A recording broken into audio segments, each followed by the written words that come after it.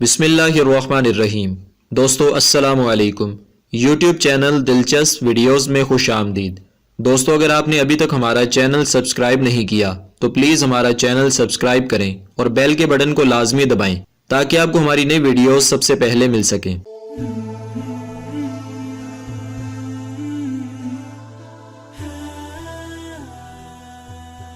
حضرت موسیٰ علیہ السلام کی ولادت کا وقت جب قریب آیا تو آپ کی امی جان کے پاس وہ دائی آئی جسے فرعون نے بنی اسرائیل کی عورتوں کے لیے مقرر کر رکھا تھا۔ جب حضرت موسیٰ علیہ السلام پیدا ہوئے تو آپ کی دونوں آنکھوں کے درمیان سے نور کی کرنیں نکل رہی تھیں، جن کو دیکھتے ہی دائی کا جوڑ جوڑ کانپنے لگا اور اس کے دل میں حضرت موسیٰ علیہ السلام کی محبت پیدا ہو گئی۔ اس نے آپ علیہ السلام کی امی جان سے کہا کہ میں تو اس لیے آئی تھی کہ اگر لڑکا پیدا ہوا تو اسے ذبح کروا دوں گی، لیکن اس بچے سے مجھے بہت محبت ہو چکی ہے، اس لیے آپ اپنے بچے کو چھپا لیں تاکہ فرعونیوں کو پتہ نہ لگ سکے۔ یہ کہہ کر وہ دائی چلی گئی۔ فرعون کے جاسوسوں نے دائی کو آپ علیہ السلام کے گھر سے نکلتے ہوئے دیکھا تو آپ کے دروازے پر پہنچ گئے۔ حضرت موسیٰ علیہ السلام کی بہن جن کا نام مریم تھا، انہوں نے فوراً اپنی امی جان کو جاسوسوں کی اطلاع دی۔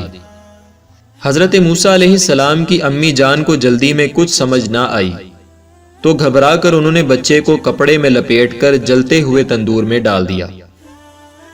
فرعونیوں نے آ کر گھر کا کونا کونا چھان مارا مگر کوئی بچہ نظر نہ آیا۔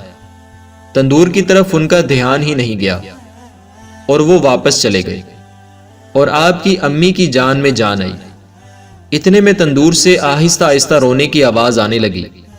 جا کر دیکھا تو اللہ تعالیٰ نے بچے پر آگ ٹھنڈی اور سلامتی والی بنا دی تھی۔